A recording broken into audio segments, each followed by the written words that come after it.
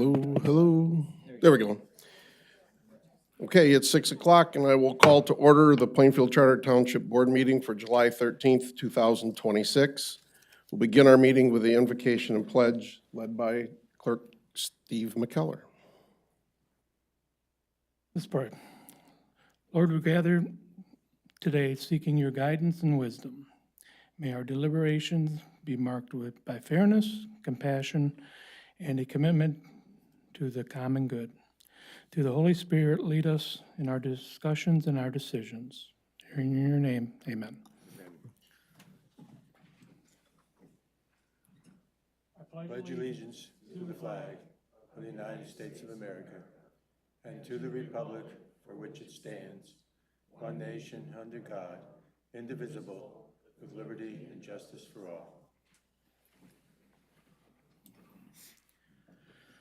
Right, thank you, Steve, and thank you, everyone.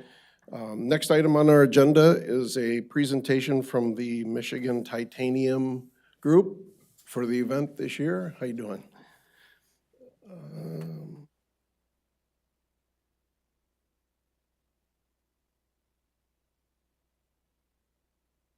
There you go. Evening, there we go. John Conkling, I am one of the race directors for the Michigan Titanium event that's coming up here before we know it in August. And we have a presentation tonight for this year's race. As you see here, it will be on August 16th at Versailles Park, just like it has been. All the same parameters as previously. We start racers at 7 a.m. And for the longer distance folks, they have till midnight to get back to the finish line. So it uses quite a large course going out all the way from Versailles through all the way through to Ionia County and back for some of the cyclists. And then we use a section of Grand River Drive for our run course. Go ahead. So if you could advance the slide. Thank you. As you see here, we operate 24 events now across the state. A lot of them still primarily here in West Michigan. Michigan Titanium is definitely one of our key events that we hold, but we also operate in kind of the gravel, cycling, mountain biking, running, youth event space as well. Kind of serve all kinds of athletes and people. And then my partner, John Mosey, and I are both USA Triathlon certified race directors and have been since we took over the business in 2019. This event is the largest independent ultra, meaning a 140.6 mile race in the whole country. We are kind of a dying breed as far as a non-Ironman brand option for folks that's more affordable, but we've been pretty proud to be that option for them for a long time and to definitely be the largest. This is our 15th year for the event, so which is really hard to believe. I remember racing it myself the first year. So it's just amazing that it's kind of been that tradition for a lot of folks. It is a sanctioned event by USA Triathlon, as I mentioned, has been a national championship multiple years, as you see. And then we also do have shorter distances that caters towards newer triathletes coming into the sport that will, start their race at 8 and be home in time to have breakfast with their family and not be completely wrecked for a week and spend a year training and all the things. So as you can see, this event traditionally has between 750 and 900 athletes. This year, we are tracking 150 people above where we were last year. So I think this is going to be a record year for the event. It will be north of 900, maybe even 950 or higher. We'll kind of see how these last 5 weeks kind of end up.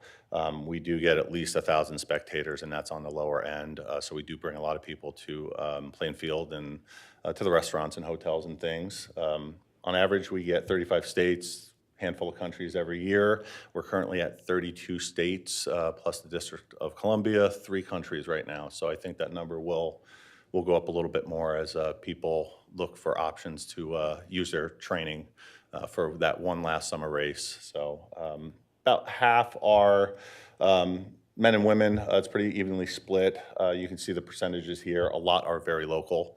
More than half live within 50 miles here of Grand Rapids and Plainfield.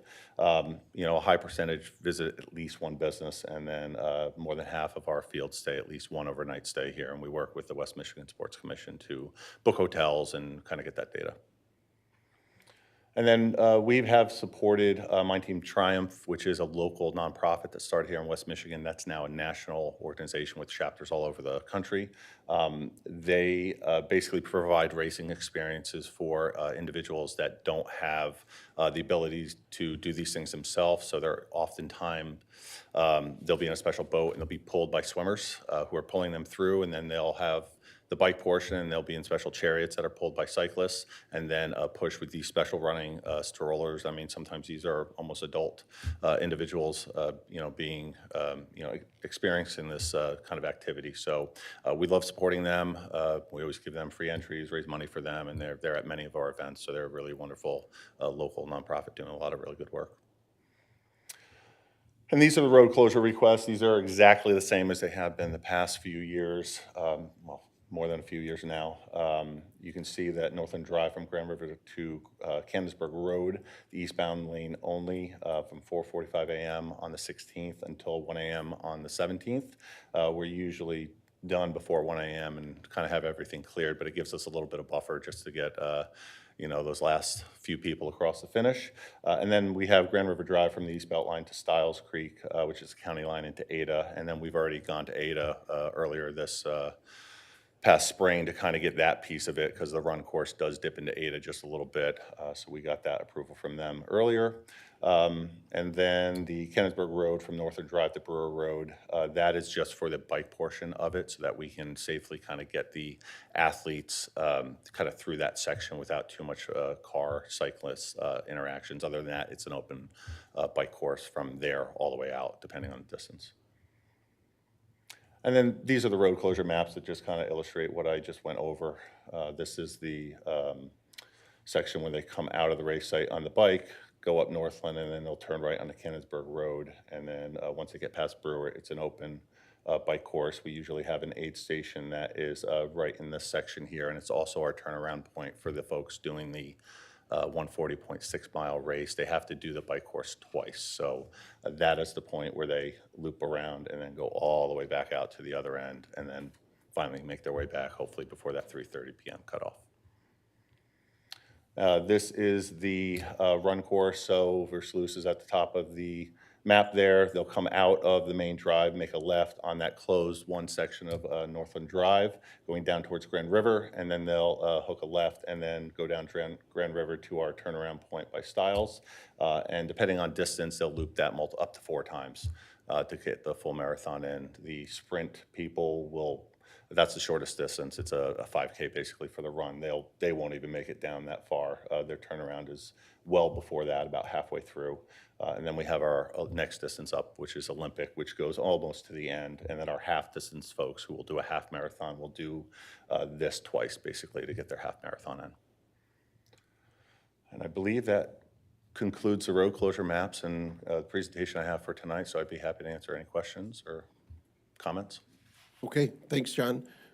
Frank, you have anything? Just appreciate you guys being here every year. Thank you. Yep. Say the same. Yeah, Appreciate okay. it. Susan? I also agree, and I'm glad that none of the construction will be in the way. Me too. We would have figured something out, but me too. This is a great event. It's one of the crown jewels of Plainfield, next to, the LPGA and then Mai Tai. It's kind of the bookends of the summer. It's being a participant for many, many years. Your staff is excellent. Safety out on the course is up way above par. I'm very supportive of this, and I'm glad to see it's here again. Here we are. I appreciate your being here. I have hopes that the weather will be a little different than today. Well, today was actually cooler than what last year was, so I'll take anything better than last year. Wow. But we made it, and we had lots of ice, lots of athletes, and surprisingly, you do get heat-related issues, and we had a very, very low incident of really anything because athletes were pacing themselves, not pushing themselves, and taking advantage of the cooling towers, the ice, the misting fans, everything that we kind of had set up for them, so. Great, yeah. Thank you very much, Thank you. John, for being here again. Appreciate it. Appreciate it. Appreciate what you bring to the community. definitely benefits all. Thank you. All right, a little deviation here. I'm going to take a second to let our new community police officer, Ryan, Deputy Ryan from the Kent County Sheriff's Office, introduce himself and say a few words if he'd like. Good evening, members of the board. My name is Ryan Yikomoff. I have the privilege of being Plainfield Township's newest community policing deputy. Last name is Yikomoff, and you guys will have hopefully plenty of time to get that figured out. You don't have to worry about it for right now. Just a little bit about myself. I've been with the Sheriff's Office since June of 2020. My most recent assignment just previous to this was with our traffic safety unit, so I was tasked with traffic enforcement and investigating any fatal and serious injury crashes that happen in the county. Before that, I was on road patrol, and I was also a field training officer. And then I actually started my law enforcement career at Grand Valley State University, which is also where I attended school. So I've been in law enforcement for, it'll be 10 years next year. A little bit about myself personally. Married, I have 2 kids. We live just outside the township, so a lot of our adventures take us into Plainfield Township. And really just looking forward to delving into what we have going on here. I'm excited to be a part of what's going on, especially I'm a big runner, a big hunter. I like fishing if I can ever get my boat out on a lake. But I'm looking forward to seeing everything that the township has to offer and making the township's business my business. All right, thank you, Ryan. Welcome. Look forward to working with you as we work together to make things better, huh? Absolutely. Okay, thank you. Appreciate it. All right, next on the agenda is public comments. There are some rules for public comments. I'm assuming folks are here to do that. So let me just go through those quick a second. Comments will be limited to 3 minutes. There'll be a countdown clock, as you can see up on the screens. Please do your best to manage your time. When your time's up, I will give you the warning. So no individual may speak more than once. And having said that, we do have a couple items on the new business agenda. If your comments pertain to those, there will be time for you to comment at that time specifically about that issue. Comments are not a question and answer period. Please be respectful of others. No abusive, obscene, or irrelevant comments will be allowed. So having said all of that, if you wish to make a comment, please remain seated. Raise your hand. I'll acknowledge you. Go up to the podium, please. State your name and address for our record, and off you go. So, anyone wishing to make a public comment at this time? And seeing no one, I will close the floor for public comment, and we will...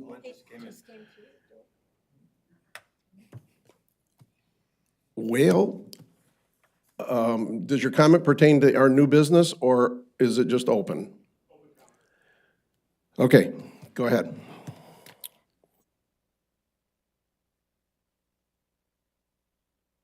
I thought you were going to go, so.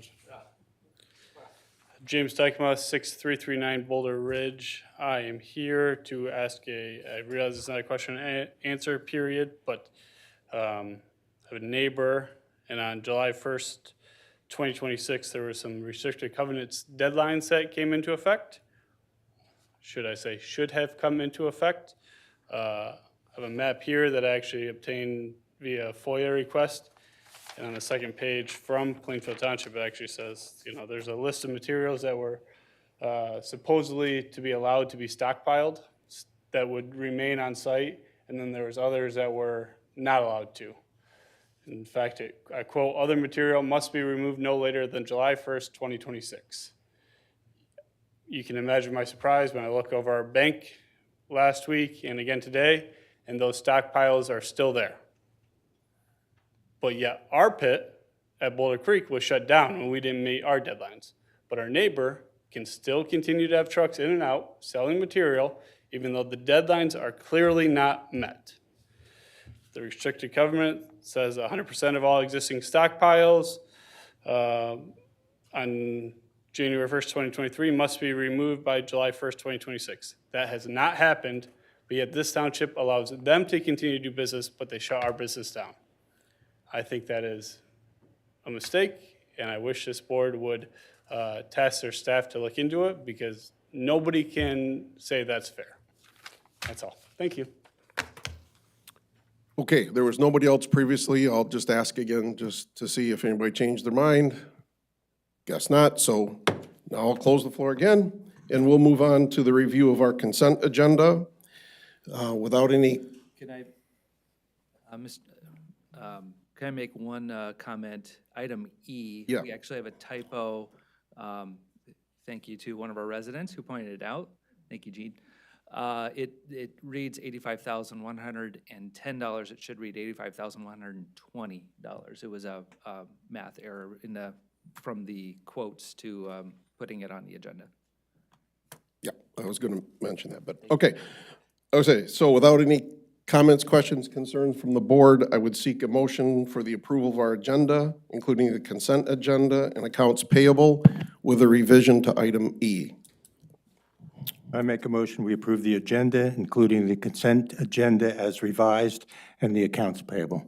Thank you, Jack. Support? Support. Thank you, Frank. Roll call vote, please.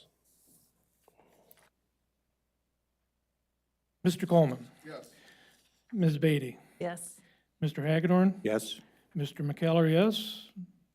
Mrs. Morrow. Yes. And Mr. Faft. Yes. Motion carried. Thank you, Steve. Next item on our agenda is our new business. The first item is to consider the second reading and the approval of the ordinance to amend Ordinance 787, the Plainfield Avenue Corridor Improvement Authority. Cameron? Okay, Board, I know you're well aware of this. This is something that we've been working on for quite some time. As a part of the Reimagine Plainfield project that we started, we're going back 7 years now. We identified a number of tools to help revitalize the Plainfield corridor. One of them, we had already had a corridor improvement authority. It had kind of lay dormant for a while due to lack of funding. And so part of this effort was to revitalize the corridor improvement authority so that they could be effective in helping revitalize the corridor. In doing so, one thing we recognized, the existing corridor only covered a portion of the Plainfield Avenue commercial corridor. Really, the southern portion did not address the area, which generally starts from Coit on north up to Northland Drive. And it kind of serves as a separate corridor, commercial corridor, but it's one avenue, one community. We felt it would be beneficial for all the businesses along there and the residents to treat it as one, and also allow the Corridor Improvement Authority to do improvements through the entire length of the corridor, not just in one portion of it. The other piece that we did was expand the boundaries, or what we're proposing is expand the boundaries into residential neighborhoods. And the real benefit there is not necessarily to do improvements in the residential areas, but to incorporate residential and commercial as one cohesive neighborhood, as opposed to what in the past has often appeared to be competing interests that abut each other. So you have residential neighborhoods, you have commercial corridor. Sometimes that leads to friction and high fences. So the intent is to have them work together a lot more seamlessly to create one commercial and residential neighborhood, not a specific residential area and commercial area, and really see the two integrated better together. And to that logic, when we reestablished Corridor Improvement Authority, specifically looked for membership that would represent residents as well as commercial property owners along the corridor. So this is the final step here for expanding the boundaries. So if you approve it tonight, the boundaries will be expanded. Then we can take the next step, which the Corridor Improvement Authority is already working on, which is a new development plan. They intend to have that done in August and then back to you for consideration. New development plan really basically is saying what are the tasks they want to focus on, right? So what are the things, and there's a lot of confusion in the public because they hear about Corridor Improvement Authority and Plainfield Avenue. They see the improvements the township worked with MDOT on last summer, and they think the two are related. They're really not. While medians and street improvements are something that is a legal expenditure. That's really not the focus of a corridor improvement authority. It's really about a number of elements to enhance the viability of a business corridor. And traditionally, you'll see areas like DDAs, like Comstock Park DDA, do banners or maybe flower baskets or maybe events, street lights, things like that. That's the more typical nature. This group is still determining what focus they want to tackle first when they have the funding to do some projects. So that's the step before you tonight, is expanding the boundaries, and then development plan will come to you this fall. Okay, thank you, Cameron. At this time, I would open the floor for any public comments about this issue specifically, if you have any. Yeah, I need you to, yes, yes, ma'am. Well, as he was talking about it, I thought, okay, that sounds like a good idea. How is it funded? And is that strip of property that's highlighted, is that the whole authority or that area? Or is that just part of it? Cameron? Go ahead. Yeah. I'm talking to you. Yes, I understand, Dean. And you understand this is public comment, not question and Oh, answer. So when you're okay. completed, I Okay. can answer some questions. So if that's the extent of your comments. Well, I just wondered how, and is part of tax money taken towards that? That could be used, say, for other things. So that's my question. Okay? Okay, thank you. Anyone else? Okay, I'll close the floor for public comment on this issue, and we will move on to board discussion. Do you want to? Yeah, I can address some of the questions. So the way a tax increment, this is a tax increment financed district. And what that means is they start with a base year, which for the new portion would be this year, start with what the taxable value is. And as the taxable value of these properties lined in pink or lavender or whatever color you want to call that, as that grows over time, that amount of growth will go towards the Corridor Improvement Authority, which can then use it for projects in that area. So it's not a tax increase, it's using a portion of the taxes these properties are already paying to make improvements within that district. Is that the extent of the questions? Is there a second piece? I think that covers it. Okay, board discussion. Jack, do you have anything?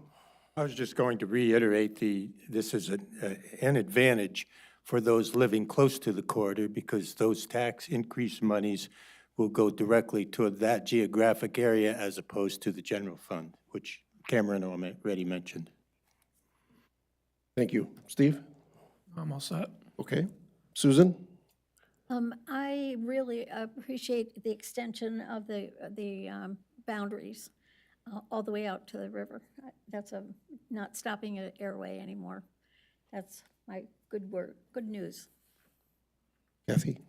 The question, are we adding, because of this extension, will we be adding more people onto the committee? That's an excellent question. Yes, as you recall, we had, we thought we had taken this step already. Our attorneys found out that we had to take a couple more steps. So we had identified 9 individuals. We had to pull back to 7, and so those other 2 have been kind of waiting in the wings for this action, so we can add 2 more people back in. Frank? I just want to repeat what Sue said. I'm glad they're extending the CAA. Yeah, I am on the Comstock Park DDA, not on this one. Don't worry, can't be on both. So Comstock Park, they do a facade improvement, so businesses can apply for grants to improve their. I don't know if the Plainfield corridor improvement will go that direction, but I'm assuming they may look at that. Another example is Mill Creek Days. That's funded by the Comstock Park DDA. They have money at their disposal to do a lot of things. They doing some work on the trailhead there and all kinds of things. So that's Comstock Park. Plainfield will have those same kind of opportunities on the avenue with this committee. So, all right. With that being said, I would seek a motion at this time. I make a motion to approve the amendments to the Corridor Improvement Authority ordinance as presented. Support. Thank you, Kathy. Support from Susan. Roll call vote, please. Ms. Beatty?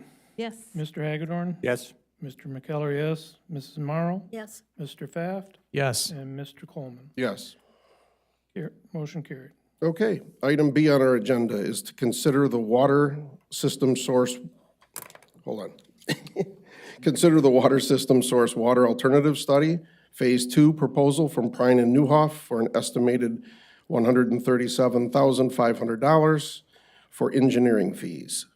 Cameron? Okay, do a reminder for everyone who is or maybe not familiar with where we're at with the water study. Back in April, we had the Phase 1 presentation of the water study. And for those that were not a part of that presentation, we had taken the approach of saying we're struggling to find good source water here, there, or somewhere else. Let's take a step back. Let's throw all the options on the table, good, bad, or otherwise, and let's sort through them again and make sure that we're looking at the right alternatives to find source water that will serve this community long into the future. We're not looking for short-term or Band-Aid fixes for the system. Let's look at the long-term impact of these decisions. So we had that study that was presented to us in April, and basically that came up with a few different things. One, there were some short-term enhancements that will help us in the next 5 to 10 years. That's kind of the short-term view here. But then there's a number of things that we can look at as we look beyond 10 years. What can we look for new source water? And as a reminder, from a geographic perspective, our water plant, zoom in enough. Our water plant, and this is a gray aerial that shows the impact of flooding. Whenever they took this, the river was high and there was a lot of flood water. So we have our water plant and well fields around here. And as a reminder, we lost the capacity of the Versluis well field about a decade ago when PFAS was discovered in that area. And to replace that, we've been looking for an area possibly somewhere along the Grand River or somewhere relatively close that could produce as much water as we lost in this in capacity in this well field in one location. And that was our struggle. We couldn't find a good well field location that was as productive as what we had at Versluis within a close proximity. So as a reminder, we looked across the river, we looked in this area, we looked along the river and downstream. We looked specifically at this farm. We did some test wells there in partnership with the owner, and it just wasn't as productive as we had hoped to find in that area. The geology under the surface isn't the same as it is just a little bit upstream. It changes that much as you go head down the river a little ways.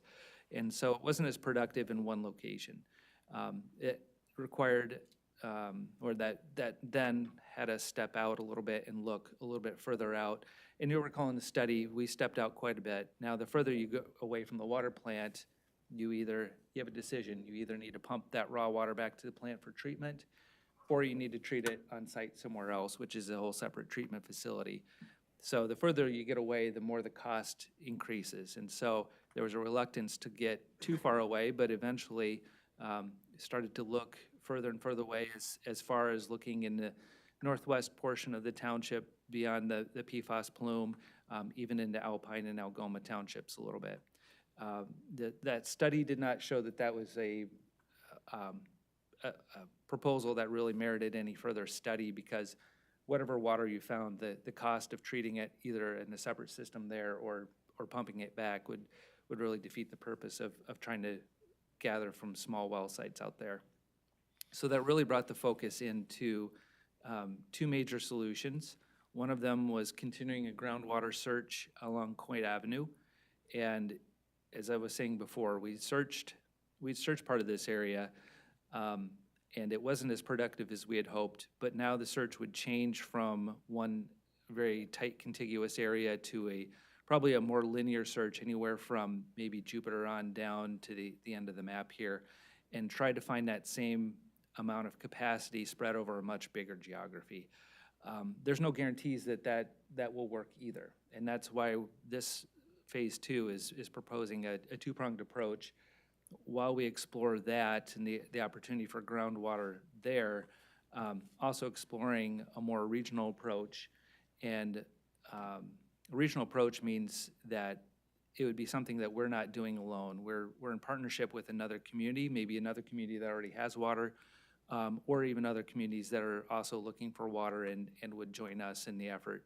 So that solution would be doing something, joining a system that is already accessing Lake Michigan water, and that could be the city of Grand Rapids, it could be the city of Muskegon, could be somewhere in between.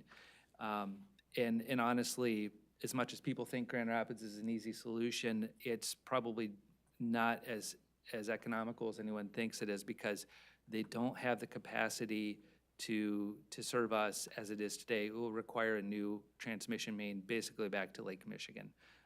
So when we're talking about that kind of distance, that kind of capacity, we're talking into the hundreds of millions of dollars. So combining with Grand Rapids is not a simple or easy or cheap solution. And at that point, looking at Grand Rapids, we might as well be looking at other options as well, because it's not necessarily the most economical or the most the most forward-thinking for our community, because there are other systems that also have capacity in the area that might be a better partner long-term. So that is the two prongs of this study that we want to explore a regional partnership while we also explore the current well field to see if there's any other opportunities locally. So back to the study. So Brian Noff will do a lot of this work. Some of this work will also be accompanied by staff working on various components of this. But we're going to start getting into specific locations along Coit Avenue to see if there's opportunities there, as well as searching the Lake Michigan opportunities. That's all I have. Okay, thank you. I would open the floor at this time for any public comment about this issue. Yes, sir. Gerald Stepanovich, 4666 Weber Northeast. Sorry, I've got to write a few notes here. First of all, I'm actually sad the gentleman for the titanium race left, because I was going to ask him if the race participants were given a list of what has been in the water in Versluis Park, and in Plainfield Township water for that matter, because, you know, ethylene glycol, which is antifreeze, or acetone, which is nail polish remover, they're both are required to be tested for, and both can be present in the water, and it still passed the Safe Drinking Act, which we operate under, you know. So, and the other question is to the other statement, you know, we're proposing to pay Perina Niehoff $137,000 when we just, I believe we just approved a $2.5 million capacity increase at another wellhead. You know, I mean, we just seem to keep handing Perina Niehoff money hand over fist, and we're getting no results. And now you're gonna, you know, there's also looking at, according to your agenda item, they're looking at private land ownership. You know, whose land? Whose land, I mean, who in the township's land is that, and are we gonna be able to know whose it is? Is it gonna be made public? It's my money you're spending. So who's the private landowner that you're proposing to look at? You know, I think those facts should be known. You know, and then another part of it was to replace the, I saw it as, I believe it was under consent agenda that you guys voted when we started the meeting, to replace the wellhead pump buildings down at Versluis Park, to replace their roofs. For what? We haven't used them since 2016. I mean, you guys came to my house, made me cap my well, and yet you're still using wells that are not using them. No, I'm not using them, but you're still paying for the maintenance of the building? Those things, that's ridiculous. I mean, those buildings should be torn down and those wells capped. I mean, we got to take your word that you're not using, which I believe you're not. I don't ever hear them run. So I just think that's ridiculous that buildings should be torn down and it's done. No more money spent on them. And what else do I have here? Oh, yes, deputy, welcome. Welcome to be our community service, our community neighborhood officer. And just a quick note, where I live on Weber Street, since we can't get any speed bumps, I would ask you to take a seat on there, especially during golf season at Thousand Oaks, Saturdays and Sunday mornings. They tend to fly up and down that road, and I really don't want to go to jail throwing something at them, so I don't want to see you unless it's by in a way. Anyway, the other thing is, Time is up. yeah, of course. We're going to go to competitive bid instead of just giving money to Preen and Neewolf. Anyone else? Okay, seeing no one else, I'll close the floor for public comment. Okay, well, you gotta raise your hand when I ask. I sort of did. I'm kind of new to this 3-minute thing. I'm from Lansing, and sometimes our meetings used to go to 2 or 3 o'clock in the morning. Had an opinion on this, and if you know hillbillies, if you have an opinion. I hate to stop you, but name and address for our record, please. Helen Pfizer, 6468 Living Good Street, Rockford mailing address, citizen of Plainfield Township. I'll just stick to my script to keep the 3 minutes. So, good evening to the trustees. I'm standing here tonight because the agenda asks us to authorize another $137,000 payment to Preen and Newhoff to find uncontaminated water sources. Concurrently, we are looking at an overall price tag. We're well over the $2.5 million to ramp up pumping at known contaminated wells while this seemingly endless search continues. Let's be entirely clear about where we are. We live in the second most toxic contamination site in the state of Michigan. For years, our community has dealt with the shadow of this crisis. We are not paying for a brand new unforeseen challenge. We are paying the exact same engineering firm that built the system and has been trying to replace things for years. As a resident and a taxpayer, I am at an absolute loss as to how to search for clean water can go on for this long at this immense cost with little or no show for it. In any other industry, if a contractor failed to deliver the core objective of for a project for years, you wouldn't blindly hand them another 6-figure contract. You would halt, assess, and review. I'll get to my 3 questions because I'll hand this in writing. Where is the engineering performance evaluation? Has this board conducted a formal evaluation of Preen and Newhoff's milestones, deliverables, and timelines over the last 7 years? If not, why are we releasing more funds without a report card on their past performance? What is the accountability mechanism? What guarantees do we have that this $137,000 won't yield the exact same result as the previous funding, which is to say, more ongoing searches? Why haven't we sought a second opinion? If the current engineering strategy has left us trapped, pumping contaminated water at $1 million expense, why are we not looking at outside experts or a peer review of Preen and Newhoff's work to see what they are missing? I'll hand this in, and anybody else that wants the questions, I have extra copies. Okay, anyone else? Yes.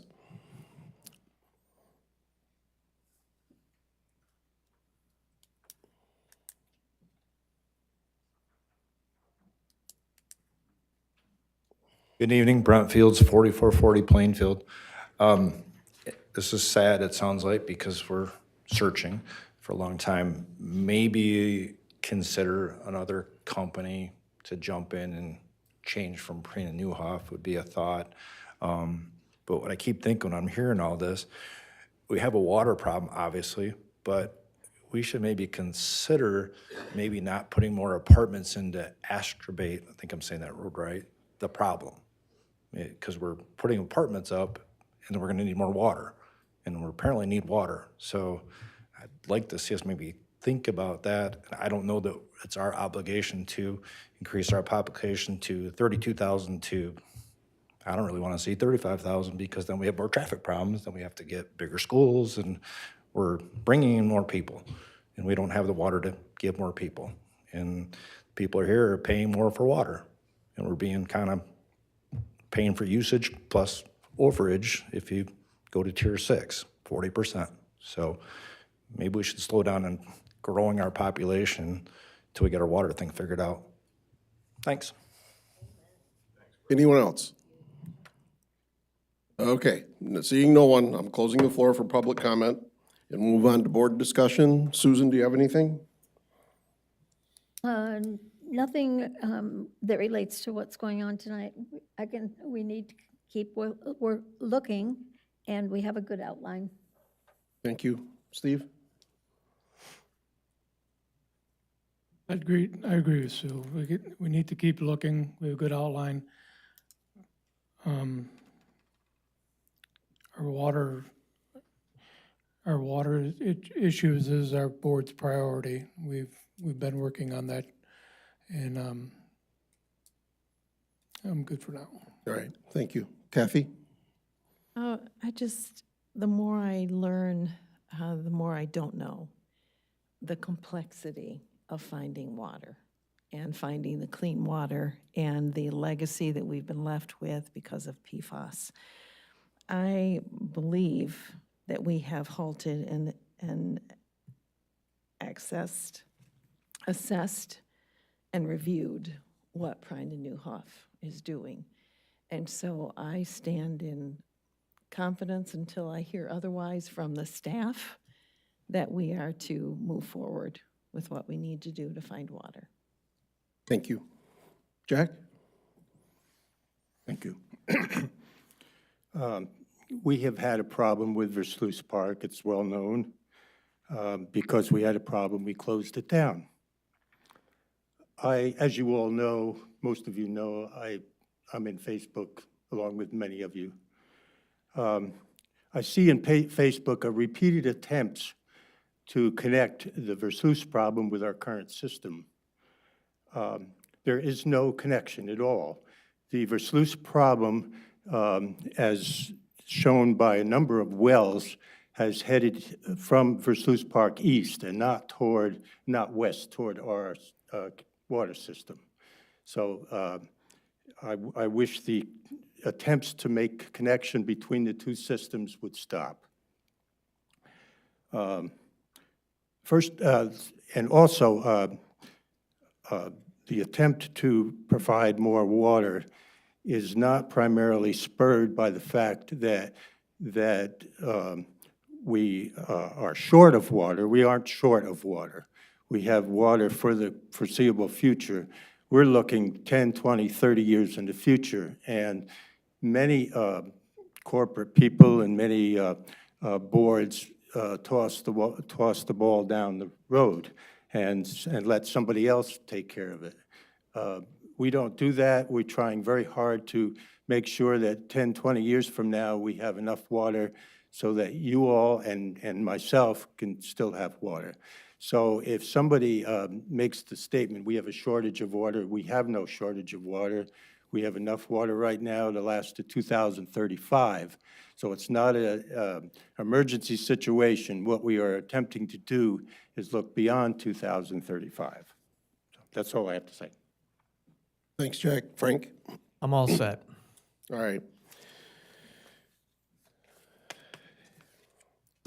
It's been an ongoing problem for a long time, and we continue to work hard. I wish folks would show up at the workshops we have so they could understand what's going on instead of coming and making a bunch of hypotheticals or false statements to us. Those opportunities are out there all the time. So I think Pride and Newhoff is doing as good a job as I can see anyone else doing. If we start with someone else is going to have to come in and learn everything all over again. So it just, yeah, listen, we're doing our best. We're looking forward. This isn't a today crisis. We're looking forward, projecting growth when we're adding apartments. You know, those property owners have rights too. So we can't just deny someone building in our township. So it's a global thing, and we're trying to be proactive and make sure that we're all gonna be fine years down the road. We all live in Plainfield Township too. We don't wanna see a crisis happen here. I don't know why that's not understood better. I read some absolute trash on Facebook. It's unbelievable. So with that being said, I'll seek a motion. I make a motion to approve the Plainfield Charter Township Water System Source Water Alternatives Study Phase 2 as presented. Thank you, Kathy. Support? Or, Thank you, Susan. Roll call vote, please. Mr. Hagedorn? Yes. Mr. McKellar, yes. Mrs. Morrow? yes, Mr. Pfaft? Yes. Mr. Coleman? Yes. Ms. Beatty? Yes. Motion carried. Okay, next item is our superintendent comments. Cameron? First, Tom, I want to thank you for what you just said, because when it comes to the ignorance of Facebook, usually I just ignore it. But some people can't ignore it. So many people say such ridiculous garbage on Facebook. It is just obscene. And some people, it should be criminal, some of the things, and I'm looking at some of the people who put some of the things on there. It should be criminal for the lies that they put on there. Casey, you don't answer our fucking questions. How about, can we have Mr. Stepanovich removed, please? First Amendment rights, sir, and you know it. Yep. I'll walk out peacefully, officer. So there's our demonstration. Okay, that's what we get on Facebook, folks. That's what we get. That's the intelligence of Facebook, right there. Okay, a couple of items to point out for the board. Upcoming calendar items. Early voting will start July 25. This room is the early voting center. That means no other meetings, no other events may take place in this room from July 25 through August 2. So planning commission meeting, coffee with a cop, anything else has to be relocated or not held during that period. So this will be a locked room when it's not in use as an early voting center. Budget season will begin. Staff is starting to put their numbers together. We will have our first workshop on the 24th of August. And so there'll be a second meeting in August. We'll get together. We'll follow our procedure that we've done in the past and look at revenues, look at general fund operating costs, and start to match the two together and see where we go from there. Last item for our calendars to update, Northland Tunnel. The county Parks Department has got some dates anticipated for work on the tunnel under Northland. Northland Drive will be shut down in sections starting on September 11. 11 through 17 is their target dates right now. So they'll have to do an open cut of Northland Drive, which means they'll shut down one side, cut it open, drop the tunnel in. It'll be a pre-made tunnel, drop it in, then do the same on the other side. So 11th was the starting. yes, September 11. Yep. Oh, 17th. 11 through the 17th. Yep. All right, that's all I have. Okay, thank you. Board comments. Frank, do you have anything? I'm all set. Thank you. All right, Kathy? I'm all set. I am just grateful for each and every one of you. And I appreciate the cohesiveness of the staff and the board, and we're very blessed here at Plainfield Township. Thank you. Susan? I agree with Kathy. We work well together. I live near the library on 5 Mile, and I have just wonderful comments to say about the respect that drivers have had for pedestrians, people parking everywhere. The doors to the library have been able to remain open, and it's just amazing. And now to discover, that's probably the wrong word, since the air conditioning units are 20 years old, that they might need to be replaced. And I'm glad to hear whatever needs to get done, let's get it all done in this one big job. And the second thing is that I was pleased to note in some of the changes at the library is that there's a ballot drop-off that's going to go into the building, I think. Is that right? We had a ballot drop-off anyway, so let's just leave it at that. Outside? Jenna's saying It's outside? Okay. Well, it's important that even through the construction, that'll all be done by the time August 2nd comes along, but there's a ballot drop-off at the other location than just coming over here. And that's all. Thank you. Okay, thank you. Stephen? Steven, listen to that. Steve? It's not like my mom, I Steven. formaled you, yes. Driving around the township, and I've noticed that with the heat and stuff, there's a lot of brown out there, and I think that the tiered system for the water, in my mind personally, it might be working. Will we get like a comparison this year's pumpage and from 24 to 25, just to see, you know, the data to support that? We can look at it. I hesitate to look at just 1 year versus 1 year because the rainfall can differ so greatly. And I think this year has been wetter than last year to this point. But I think you're exactly right. As we look over multiple years, we can start to trend that out and see is there any impact on that. And really, I think as you're pointing out, are we able to knock down the peak demand to the point where we can extend the longevity of our system? That's what I'm looking for. Good. Second, Val, I will be on vacation for the next board meeting on I think it's the 8th. No, not the 8th. 8th is when I leave. The 10th. Our next meeting is the 10th. 10th, yep. I'll be in Uperland, western part of Uperland, so I'll be hopefully watching, but not being able to participate. That's all I got. All right, thank you. Jack? I want to say one more thing about the use of Facebook, and we've talked about that a lot tonight, but Facebook can be a positive thing for people that have legitimate questions as to what's going on in the township. And if you or any people that you know that have legitimate questions, not based upon mistrust, but just based on a need to know more, please let us know. And if I can't answer your questions, Cameron knows a lot more than I do, and we can set up a meeting.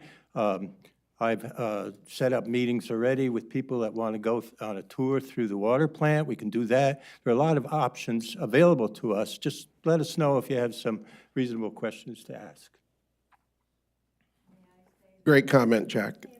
Cameron always responds to everybody's questions, mine especially. All right, I'm not going to talk about Facebook. I'm going to talk about, I hope everybody saw the announcement that our sheriff is retiring sometime around October something or other. I just want to say from my spot, Michelle's been a very valuable asset to this community for a long time. I've known her since probably about the day she started there.